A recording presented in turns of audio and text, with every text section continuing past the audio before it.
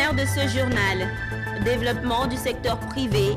La maison du patronat ivoirien CGEC a abrité une journée de consultation entre les acteurs du secteur privé, le gouvernement, les partenaires techniques et institutions financières sur les opportunités et les axes de développement.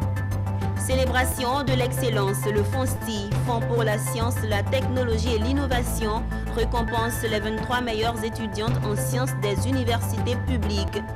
Et puis dans le secteur littéraire, l'écrivain Moussa Traoré présente son second ouvrage à la presse.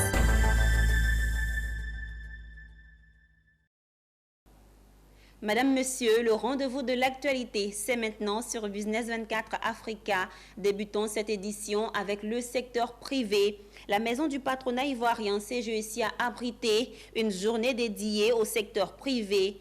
Initié avec l'accompagnement du programme des Nations Unies pour le développement, en abrégé PNUD, cet atelier visait à tenir des consultations entre les acteurs du secteur privé, le gouvernement, les partenaires techniques et institutions financières sur les opportunités et axes de développement du secteur privé.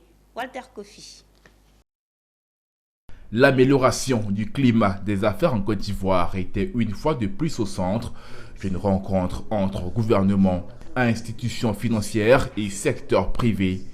Dénommée la journée du secteur privé, elle a été consacrée à la présentation et à des échanges sur les études relatives aux défis du développement du secteur privé, des PME et de l'entrepreneuriat des jeunes. Présente en Côte d'Ivoire dans le cadre de la COP 15, la sous-secrétaire générale adjointe du PNUD, Ouchoua Rao Monari, qui a pris part à ces travaux, a félicité le gouvernement ivoirien pour les performances remarquables enregistrées au cours des dernières décennies et plus particulièrement la résilience démontrée pendant la crise sanitaire à Covid-19. Elle a réitéré la volonté de l'agence onusienne à continuer à soutenir les gouvernements dans la formulation et la mise en œuvre de politiques de programmes visant à développer davantage le secteur privé.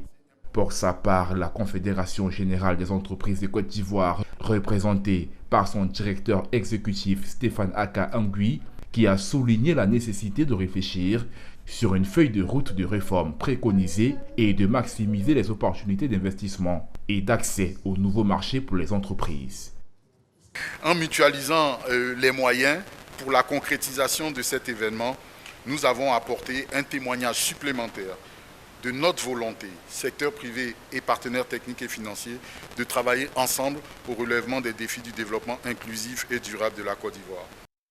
Parlant de politique de réforme, de présentation meublée cette journée, notamment une feuille de route d'application des réformes à proposer au gouvernement, une deuxième étude à porter sur les opportunités offertes par la zone de libre-échange continentale africaine SLECAF à l'économie ivoirienne.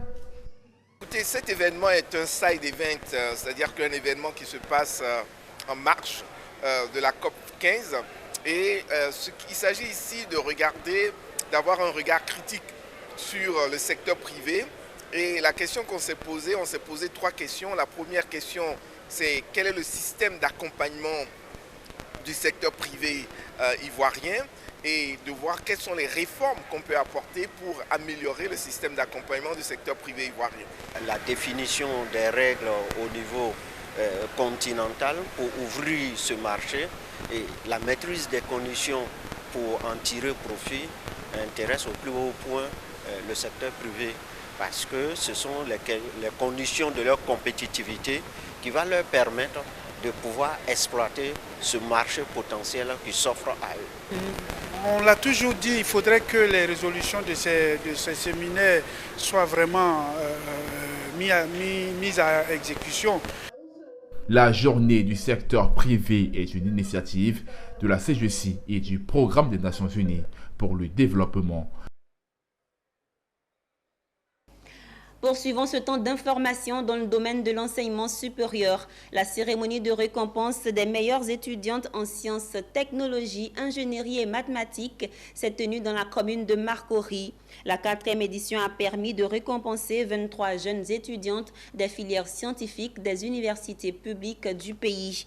Organisée par le Fonds pour la science, la technologie et l'innovation, en abrégé FONSTI, et le Passeresse. Cette initiative vise à susciter l'intérêt des jeunes filles pour la science, la technologie et l'innovation. Konina Nourgo et Doumbia Ayouba. 1 million de francs CFA et un ordinateur portable. C'est la récompense reçue ce jeudi par chacune des 23 étudiantes des filières sciences, technologies, ingénierie et mathématiques. Issues des différentes universités publiques du pays, ces étudiantes ont été récompensées par le Fonds pour la science, la technologie et l'innovation et ses partenaires pour leurs résultats académiques et leur choix des filières scientifiques. Une manière pour le FONSTI d'encourager les jeunes filles ivoiriennes à s'orienter vers la science. L'actualité ces derniers temps, dans notre pays, a été dominée par la célébration des reines de beauté ou Miss. Nous respectons ces célébrations de la beauté physique de certaines jeunes filles. Mais nous sommes convaincus, au FONSTI, qu'il est plus utile et bénéfique pour notre pays, qui aspire à être émergent, de célébrer en priorité la beauté intellectuelle et l'attachement aux valeurs civiques et morales de nos jeunes filles. Des exemples de réussite des femmes dans les STEM existent dans notre pays. Dans les universités ivoiriennes et les grandes écoles, aujourd'hui, nous avons des femmes scientifiques brillantes qui méritent d'être connues de la nouvelle génération d'étudiants. Parce que leur parcours académique et leur expérience professionnelle peuvent servir de modèle et de source d'inspiration à ces jeunes étudiants. Les carrières scientifiques ne sont pas réservées aux hommes. Les femmes peuvent très bien se spécialiser dans ces filières. Ce n'est pas un problème de capacité ou d'aptitude personnelle et intellectuelle. Il faut seulement que les filles s'y intéressent et surtout qu'elles soient persuadées, je pense que ça c'est très important, qu'elles en ont les capacités. Parce que souvent, elles sont persuadées qu'elles n'ont pas les mêmes capacités que les hommes. Et ça c'est un frein important. Il faut aussi que le pays, les familles, les communautés leur en donnent l'opportunité et les encouragent à faire des carrières scientifiques. En plus de ces récompenses, ces 23 lauréates seront formées sur la rédaction de projets de recherche. Ainsi, elles pourront soumettre des projets de recherche que le FONSTI entend financer jusqu'à 15 millions de francs par projet. Dans cette perspective, le FONSTI entend lancer dans les prochains jours un fonds de recherche exclusivement réservé aux femmes. Une initiative appréciée par ses étudiantes. Je veux rendre grâce à Dieu parce que je n'ai jamais su qu'un jour je serai honorée suite à mon travail. Et sincèrement, ça marque un grand début pour moi et ça m'encourage à encore plus travailler. Je dirais que je suis très heureuse parce que j'ai travaillé dur depuis que j'étais en licence 1 jusqu'en master 2. C'est un objectif que je me suis fixé et j'ai bossé très dur pour toujours être la meilleure dans ma classe. Et ça me fait plaisir aujourd'hui que la nation tout entière puisse reconnaître mon travail et mes efforts.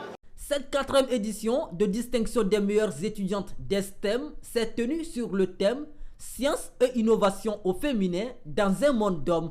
La cérémonie s'est déroulée en présence de Anne Lougon-Moulin, ambassadeur de Suisse en Côte d'Ivoire, et du directeur de cabinet adjoint du ministre de l'Enseignement supérieur et de la Recherche scientifique.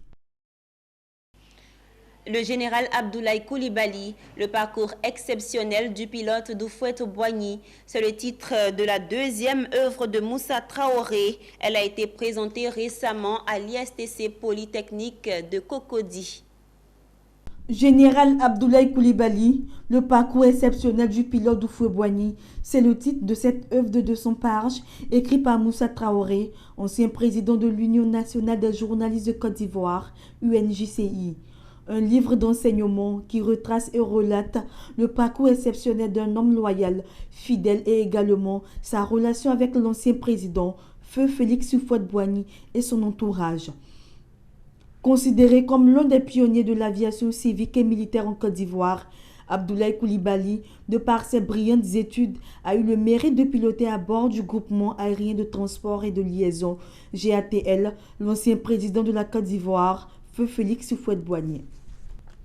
composé de 3 chapitres, à savoir qui est le général Abdoulaye Coulibaly, général Coulibaly et Oufoué et Abdoulaye Coulibaly et la Côte d'Ivoire. Ce manuscrit se lit comme un conte conté où la forme et le contenu se mélangent. L'auteur parle des difficultés que le général a connues lors des crises qui ont secoué la Côte d'Ivoire. L'auteur rend aussi hommage à ce proche disciple du tout premier président de la République de Côte d'Ivoire, un connaisseur vrai et un sachant de l'histoire de la Côte d'Ivoire. Enfant de la plume, Moussa Traoré nous plonge dans cette œuvre qui permettra aux nouvelles générations d'avoir un repère. Cette œuvre parle du général Coulibaly. C'est le fruit d'une longue investigation auprès de lui qui a permis d'écrire sur son parcours exceptionnel qui est marqué par plusieurs séquences, des séquences heureuses comme des séquences malheureuses. Et je pense que ce genre de personnes qui sont des mines d'informations, il était bon que pendant qu'ils sont vivants, on puisse retracer leur parcours pour que ce parcours puisse inspirer les jeunes générations d'aujourd'hui. C'est pour cela que j'ai écrit cette œuvre. Une initiative saluée par l'Assemblée venue prendre part à cette conférence et connaître un pont de la vie de l'homme. Et comme je le disais, MT, ancien président de l'UNJCI, journaliste, est en train de dire à ses confrères, à ses consoeurs qu'il faut écrire. Parce que quelqu'un a dit, les paroles s'envolent, mais l'écrit reste. Donc, parler de ce grand homme, général Abdoulaye Coulibaly, ce pilote d'Houphouët-Boigny, il nous apprend dans cette œuvre de plusieurs pages, il nous apprend sur la vie de ce grand homme, de ce grand pilote. Et MT, nous voulons tout simplement l'encourager et saluer cette initiative. Je disais que le genre biographique est consacré toujours à des personnes modèles, des gens dont le parcours mérite d'être connu pour que l'on s'en serve comme des exemples à imiter ou à suivre. Tel est le cas de ce livre que vient d'écrire Touré Moussa. Premier officier ivoirien à prendre la tête de l'armée de l'air, Abdoulaye Coulibaly a assuré la relève du dernier officier français en 1974. Général à la retraite, âgé de 77 ans, il a occupé le poste de ministre d'État chargé des infrastructures et des transports. Avant ça, il a été le pilote personnel du président Félix Houphouët-Boigny de 1972 au décès de ce dernier en 1993. C'était un récit de Hamidia Rassouba. Parlons santé à présent. Le maire de la commune de Cocody, Jean-Marc Yassé, a procédé à la remise d'ambulances médicalisées au centre de santé d'Akouedo et de Blocos. Ces ambulances permettront aux centres bénéficiaires d'améliorer leurs prestations en termes de transport des malades et des blessés. Konena Nourgo et Doumbia Ayouba nous font le point. Rien ne vaut la santé, dit-on. Cette logique, le maire de la commune de Cocody, Jean-Marc Yassé, l'a si bien comprise. Ce vendredi, il a offert des ambulances à plusieurs centres de santé de sa commune. Première étape, le centre de santé urbain d'Akouedo Village. Ici, Jean-Marc Yassé a remis une ambulance flambant neuve et entièrement équipée. La population en a besoin, donc merci à monsieur le maire. Sentiment de reconnaissance également envers monsieur le maire qui a fait ce don-là, pour que les femmes, les populations puissent être soulagées en cas de besoin. Le maire Yassé s'est ensuite rendu au centre de santé Henriette Konabédié de Blocos. Le même geste a été repris dans ce centre en présence de la chefferie traditionnelle et de la direction départementale de la santé. Aujourd'hui, nous sommes à l'honneur, la santé à l'honneur, grâce à monsieur le maire de la commune de Cocody qui nous a offert 2 ambulances en ce jour. Et vraiment, nous lui disons grand merci et nous comptons sur lui pour d'autres actions. Ces ambulances permettront de renforcer la mobilité des différents centres dans le transport des malades et des blessés. Une action qui s'inscrit dans le programme de la santé de proximité du maire. Tous ces gens que vous voyez là, ils m'ont voté pour pouvoir travailler pour la commune. Nous sommes en train de continuer le programme que nous avons donné à nos administrés de Cocody. C'est-à-dire avoir une santé de proximité. Donc, quoi de plus normal de donner une ambulance pour pouvoir déplacer nos patients, nos administrés et nos frères qui sont dans le besoin.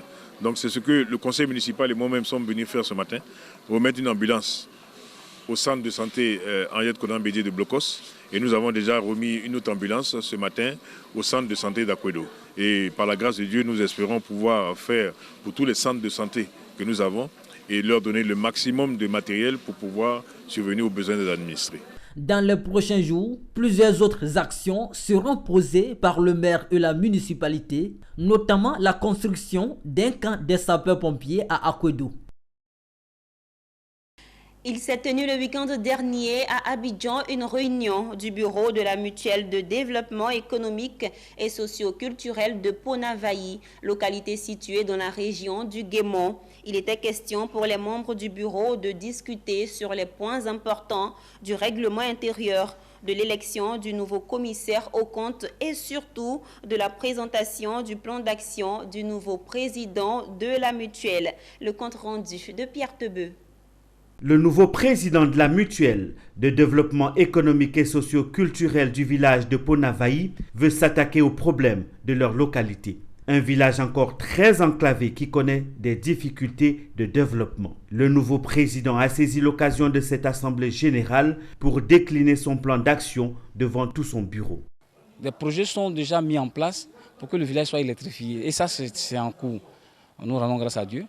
Mais il y a des projets que nous-mêmes, pendant nos 5 ans, que nous devons mettre en place, qui vont faire vraiment bénéficier le village, c'est-à-dire quoi?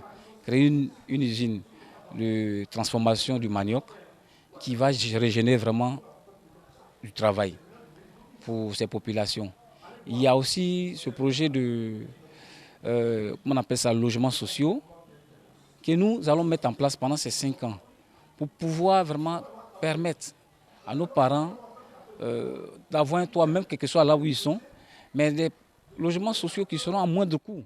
Mais où prendre les ressources financières nécessaires pour réaliser toutes ces ambitions pour sa localité? Il compte bien entendu sur l'apport de chacun et celui de la diaspora qui a suivi l'Assemblée générale en direct sur Internet. Ici, nous avons un chapelet de projets et ces différents projets, on a besoin des uns et des autres, de la diaspora et tous ceux qui sont ici déjà à cette assemblée pour soutenir ces projets. Certes, je suis le président, mais derrière ce président que je suis, il y a ces vaillantes personnes qui sont épris par vraiment la chose du village. Il aura également le soutien de son bureau avec celui du nouveau commissaire aux comptes élu, séance tenante par acclamation.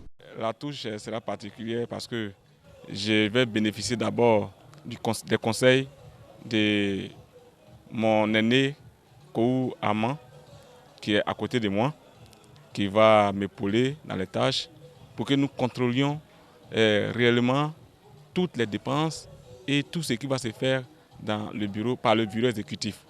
Il faut que tout soit su et connu de tous.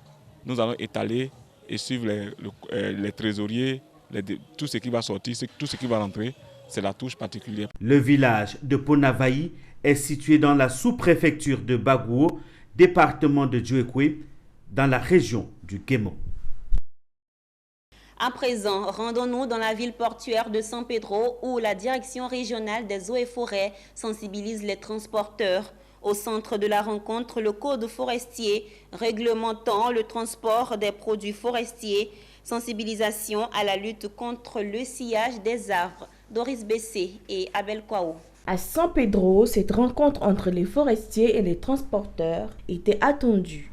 Il s'agissait pour la direction régionale des eaux et forêts de renforcer leurs capacités sur des sujets d'actualité dans l'économie forestière en Côte d'Ivoire. Il s'agissait entre autres de faire connaître aux transporteurs les articles du Code forestier réglementant le transport des produits forestiers, les sensibiliser à la lutte contre le sciage des arbres, établir une base de collaboration franche entre les services forestiers et les syndicats des transporteurs. Depuis un certain temps, notamment fin décembre 2021, nous avons constaté que nos transporteurs se rendaient inconsciemment ou consciemment coupables d'activités infractionnelles au niveau du secteur forestier.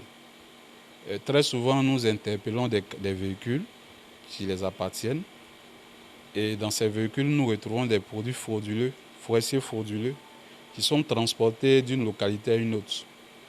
Et en le faisant, ces acteurs du transport se rendaient soit complices ou même souvent co-auteurs de ces infractions-là.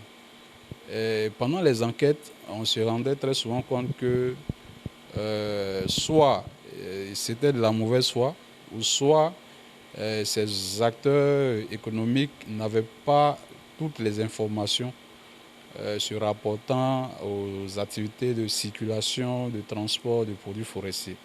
Dès que nous instruit de ce que nous ne jamais connaître. Il y a des textes que nous ne connaissons pas, et nous a montré ça. Tellement j'étais étonné, vraiment été ravi de cette réunion. Donc je vais informer mes collaborateurs, nous avons convoqué une réunion dans le meilleur délai pour informer les chauffeurs, les transporteurs pour cette loi-là. Cette sensibilisation de la Direction régionale des eaux et forêts se tient au moment où la Côte d'Ivoire accueille la COP15 contre la désertification. À San Pedro, les acteurs de l'économie forestière et de l'environnement comptent maintenir ce cadre permanent de concertation afin de sauver la forêt ivoirienne. Après San Pedro, rendons-nous à Yamoussoukro, capitale politique de la Côte d'Ivoire. Amissa Joseph, président sortant du bureau exécutif de la Fédération nationale des associations des parents d'élèves et étudiants de l'éducation catholique, a été réélu. C'était lors du 6e congrès ordinaire sous le thème « La FENAPEC, 30 ans au service de l'éducation catholique et de la Côte d'Ivoire, bilans et perspectives ». Pour les détails, retrouvons Charles Kouakou, commentaire Marie-Christelle Zogui. La continuité dans le dynamisme, c'est la vision des membres de la Fédération nationale des associations des parents d'élèves et étudiants de l'éducation catholique FENAPEC lors de ce 6e congrès de Yamoussoukro. Par acclamation, Amissa Joseph, président sortant du bureau exécutif national de la FENAPEC, a été réélu pour diriger la fédération durant 5 ans. Je voudrais cette fois-ci, disons, travailler de façon à ce que nous puissions imprimer une nouvelle vision à nos enfants. Jusque-là, nos enfants ont besoin d'aide. Pas d'aide sur le plan financier ou matériel, mais aussi d'aide sur le plan de l'accompagnement scolaire. Présidé par le révérend père Jean-Luc Ondréman, secrétaire exécutif national de l'éducation catholique, le 6e congrès ordinaire avait pour thème la FENAPEC, 30 ans au service de l'éducation catholique et de la Côte d'Ivoire, bilan et perspectives. Occasion pour le président de la cérémonie, révérend père Jean-Luc Ondréman, de féliciter les congressistes pour leur engagement au service de l'école catholique et a donné sa bénédiction au nom du Seigneur. La FENAPEC est une structure parentale qui est née le 8 septembre 1991 au centre Sainte-Thérèse de Benjerville lors de la toute première crise de l'enseignement catholique. Elle œuvre aux côtés des autorités publiques et singulièrement dans les écoles catholiques pour que nos enfants soient dans les meilleures conditions possibles d'études et de formation. Elle est membre statutaire de plusieurs commissions du ministère de l'Éducation nationale et de l'enseignement technique, ainsi que du ministère de l'Enseignement supérieur et de la Recherche scientifique. Eh bien, c'est la fin de ce journal. Merci de nous avoir suivis. Les programmes se poursuivent sur Business 24 Africa, la télé utile.